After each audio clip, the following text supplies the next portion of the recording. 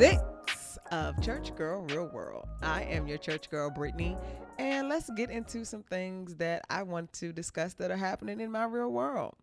In our segment today of A and B selection, I wanted to talk about the beloved Stella Awards.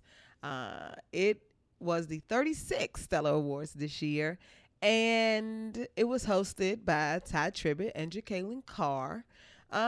I thought they were okay hosts, nothing to run home and, tell everybody about. But I thought they did a good job.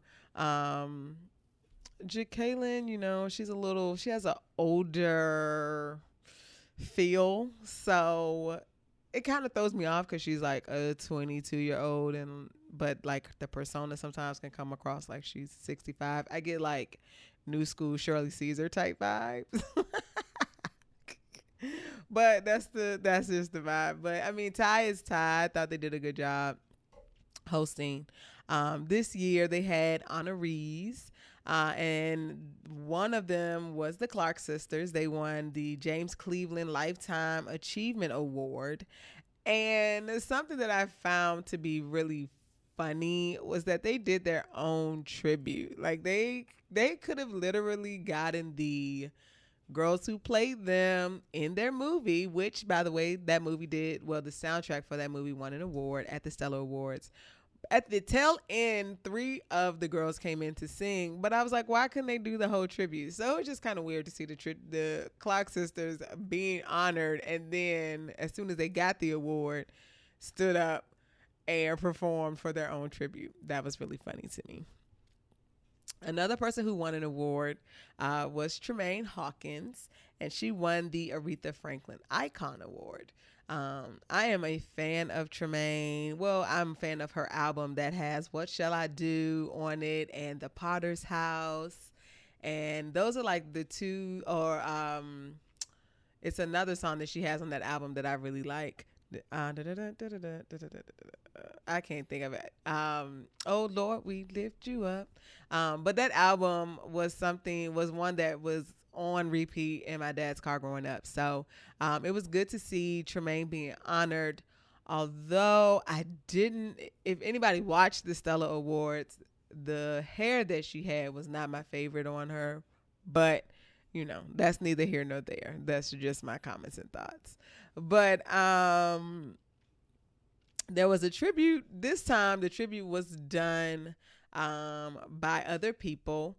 Some of my favorites, Tamala Mann, Avery Sunshine, and Yolanda Adams. And those are some heavy hitters in terms of singing, in terms of bringing the spirit into the atmosphere. Although Avery Sunshine is a known R&B artist, she's very churchy, church roots. She's from church and basically left the church and started singing her more secular stuff. And so, but she's still a church girl at heart. And so just to see them singing Tremaine's songs was really good. They really did a great job. And then good old Shirley Caesar. She won the Ambassador Bobby Jones Award. Wouldn't it be funny? Bobby Brown as an ambassador for the Lord. My God, that would be funny. Anywho, she won the Ambassador Bobby Jones Legends Award. And she looked, attire-wise, she looked good. Oftentimes in past award ceremonies, whether it was the BET Awards, Celebration of Gospel, Shirley's outfit choices are very questionable. I have seen her look like a fairy godmother with the crinoline and the puffy sleeves. And then I saw her with the patchy denim vibe when she was quote unquote rapping with Dietrich Haddon, talk about me just as much as you please, because the more that you talk, I'm going to sell CDs. I guarantee you Shirley thought she was killing it in that moment. And I think that was a Stella Award moment.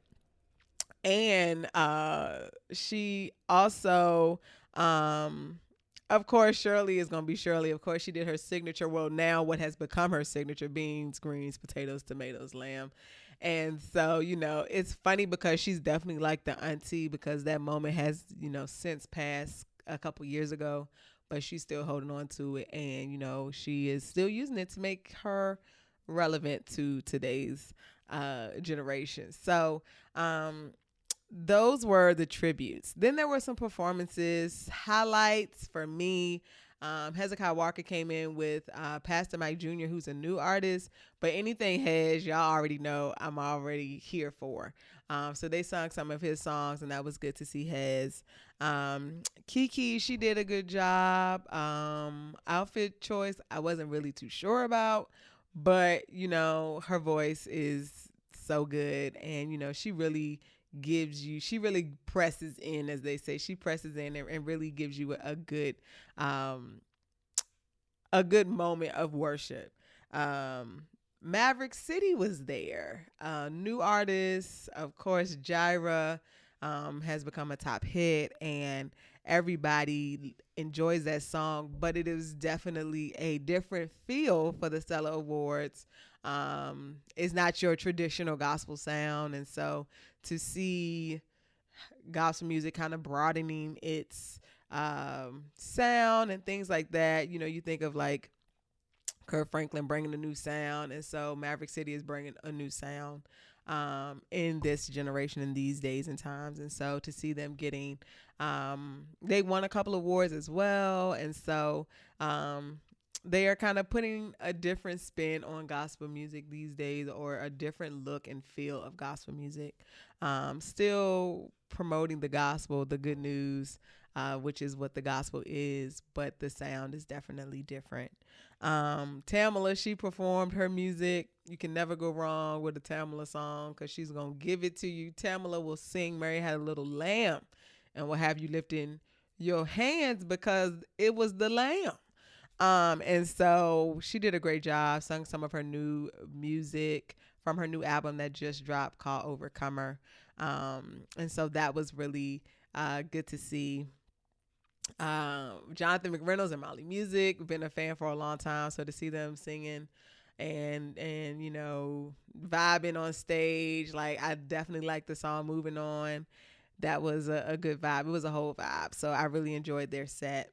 And then the Whitney Houston of gospel, CeCe Winans, she sung her music, and she is like ageless, literally ageless, like no wrinkles, just voice, sings so effortlessly. Like, she is so like graceful, and she brought in a good moment of worship as well. So Tamala, Kiki, and CeCe were like moments where definitely like worship went forth, and Maverick City for sure, with Gyra. So that is my review of the Stella Awards. It's so, thinking of the years past and this Stella Award, you definitely saw there was a difference in the feel of what the Stella Awards was. So typically there is the like worship atmosphere. There have been moments in the Stella Awards where they just had to cut to commercial because worship was going up and they did not want to ruin that moment. You don't see too many of those moments in the Stella Awards anymore. I think some of that is just because of the nature of what award shows have become. And so it's like you kind of miss it, but you understand that it's kind of what things have just kind of become. But overall, I enjoyed it. I love gospel music, so the Stella Awards definitely highlights those moments for me, and it also introduces me to some new artists that I may not have been aware of, or may have known this, like heard the song, but didn't really recognize who the artist was. Like Pastor Mike Jr., he's probably the newest artist for me that I didn't really know about, and so now I'm like going to go and listen to his music. So that is A&B selection for this week's Stella Awards, 36th annual Stella Awards. I'm sure that if you want to go and check it out, you can. But those are just my thoughts and comments on that. So this week's That Will Preach segment is coming to you from the Olympics. I thought to talk about it as an announcement, church announcement, like hot topic, but there are three moments that for me ministered to me, really spoke to me, and I just want to kind of talk about those three instances as it relates to the Olympics, which just wrapped up. For sure, the Olympics was full of black girl magic. I mean, head to toe. Black boy joy, head to toe. We were winning, and just I loved to see it. I love to see us thriving and being great and accomplishing things, breaking records, setting records. So many different things to recognize and to celebrate. There was a moment for HBCUs, and there was moments for mother and sons, all black. So it was a really good Olympics, a historic Olympics for sure. One of the moments that I want to talk about that was definitely all in the news, of course, was Simone Biles. Her taking a step back, choosing her mental health over herself. Over what everybody else wanted to do was something that spoke to me. And it was just a reminder for us to honor our feelings, honor where we are, and not feel pressured by others to fold or to do something when we know within ourselves that we aren't at a place to be able to perform at that level. Had she gone about just trying to please everyone else and just, toughen it out and just going, she could have seriously injured or even killed herself with that. And so I just really honored and respected Simone for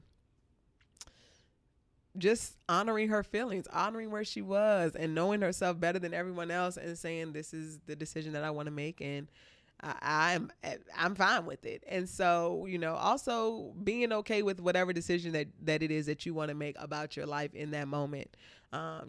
People will try to put things on you and try to force you into a place where it's just not good for you. And if you continue to go down that route, it will hinder you more than help you.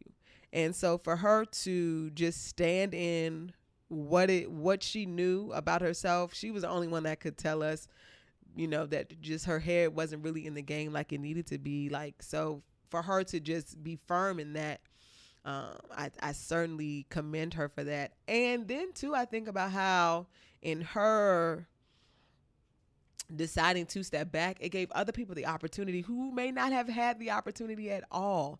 So just knowing how, you honoring what you're supposed to be doing, you being intentional and being, obedient to what your body, what the Holy Spirit, what those things are telling you, you doing what you're supposed to do opens opportunities for other people.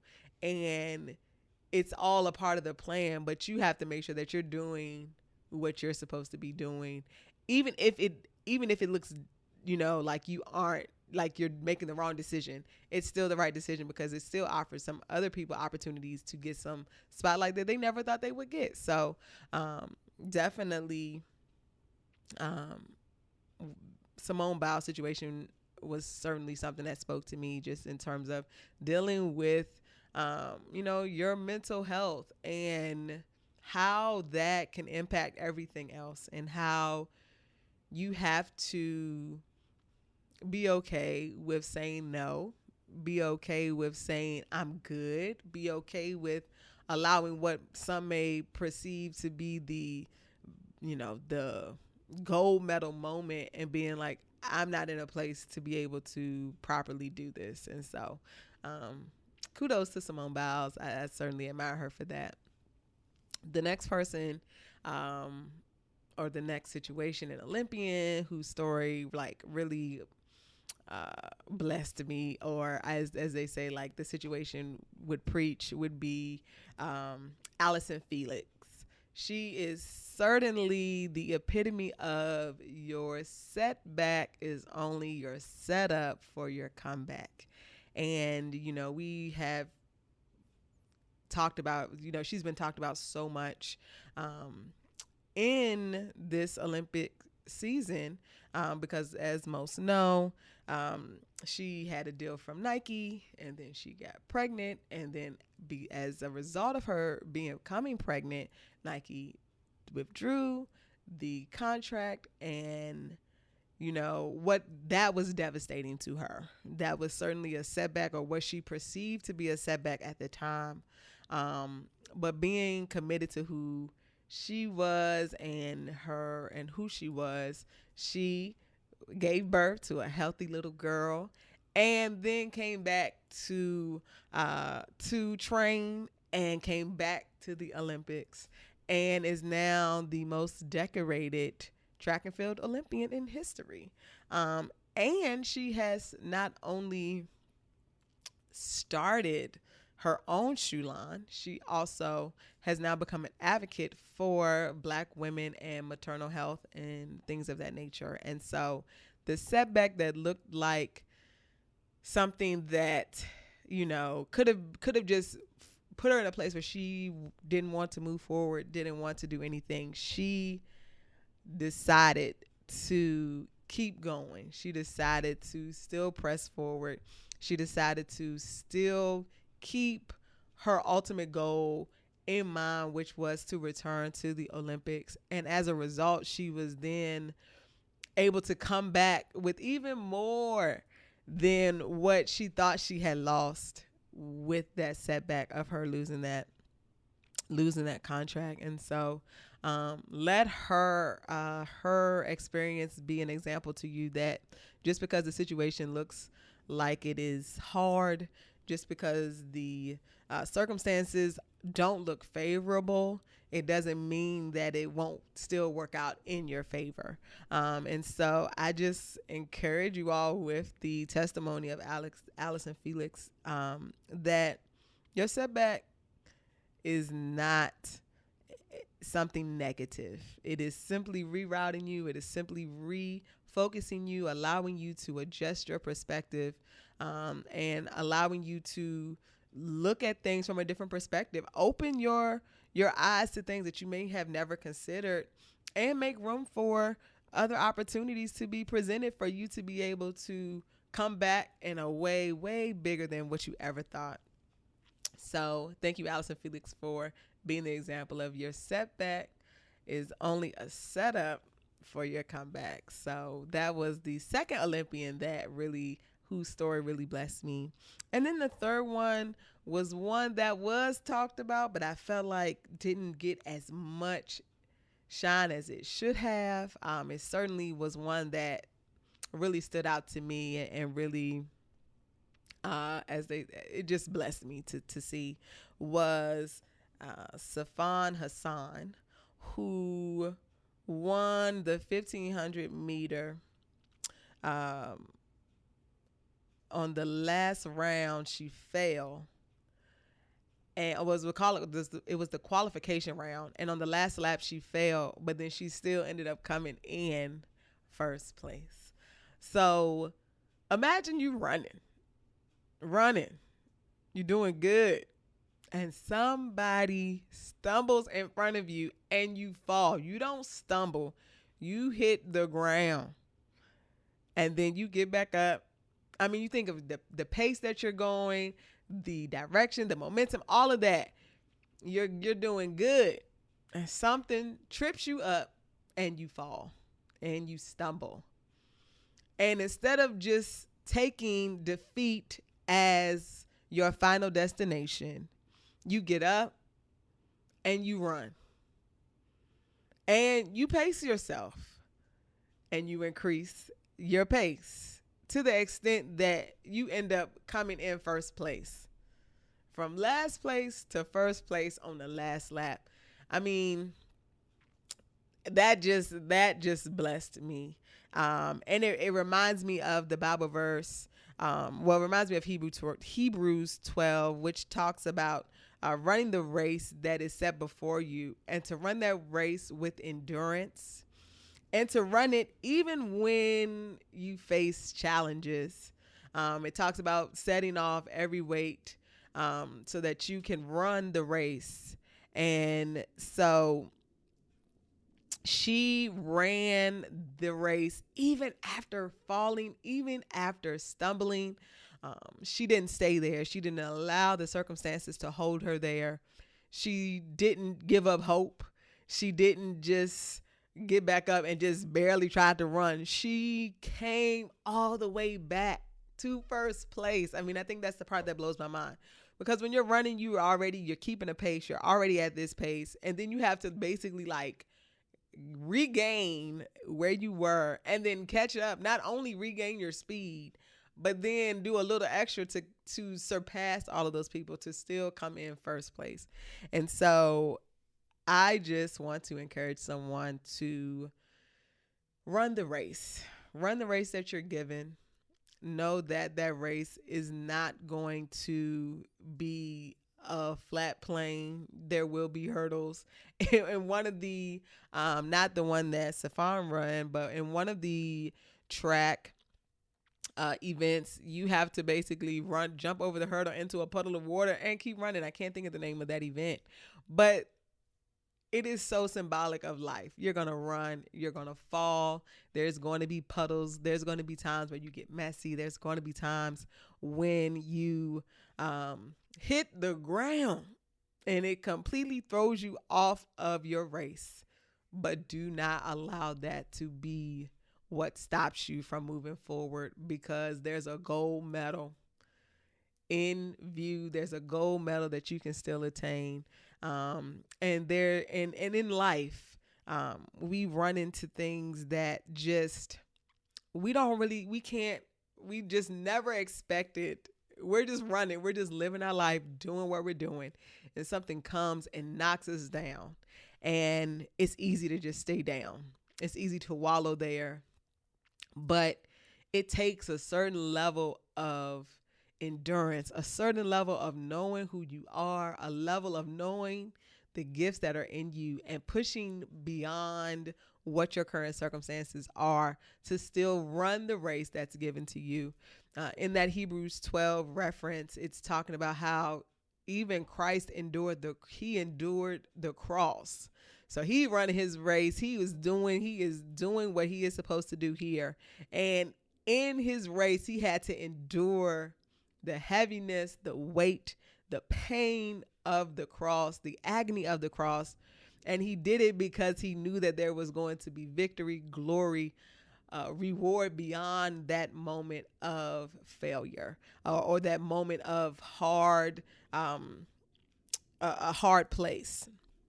And so I encourage you to run the race that is set before you. Live the life that you're called to live. Walk in the call that has been placed on your life. And that call can just be who you are. You are called to be a impact in this world one way or another. And I encourage you to just stay the course, even when it gets hard, even when life throws you some curveballs. Even when there are things set up to make you stumble and fall, you still can get back up. You still can continue the race, and you can still win.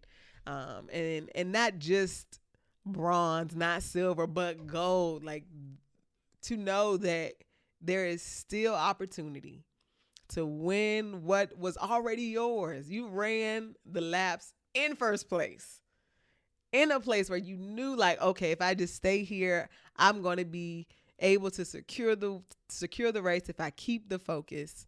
And you stumble and fall, but you can get back up. So keep running. Endure what you have to endure.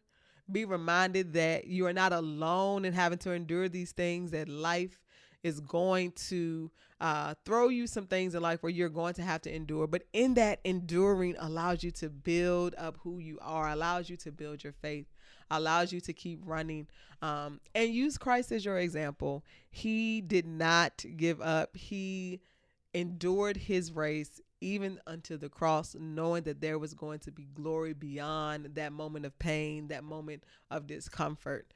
And so run through the pain, run through the discomfort, endure what you're doing right now, knowing that this is preparing you and building you up to be able to not only win the gold, but appreciate the medal that you're given. And so I encourage the Olympian in you, whether you are doing the floor routine of gymnastics or you are running a race in track and field, lifting weights and weightlifting, playing basketball, volleyball, whatever your event is in your life. I encourage you to be reminded that the training is preparing you for what's to come and that you are called for the event.